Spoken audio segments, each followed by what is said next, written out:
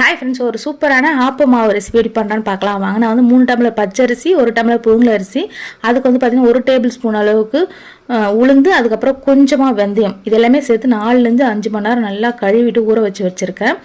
இது எல்லாமே நான் ரேஷன் அரிசி மட்டும் தான் யூஸ் பண்ணுறேன், வேறு எதுவுமே யூஸ் பண்ணல. நீங்கள் வேணால் கடை அரிசி கூட யூஸ் பண்ணிக்கங்க.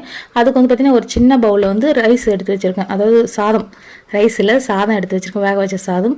அது அரிசி எல்லாமே சேர்த்து நீங்கள் நல்லா மை போல் இந்த மாதிரி அரைச்சிக்கங்க. கொஞ்சம் திக்காக அரைச்சி ஓவர் நைட் நல்லா புளிக்க வச்சுருங்க. இப்போ பாருங்கள் இவ்வளோ சூப்பராக புளிச்சு ஃபார்மெண்டேஷன் ஆகி வந்திருக்கு. இப்போ நம்ம அதிலேருந்து தேவையான மாவு மட்டும் எடுத்து நீங்கள் யூஸ் பண்ணுங்கள், மொத்தத்தையும் சேர்த்து கரைக்கக்கூடாது.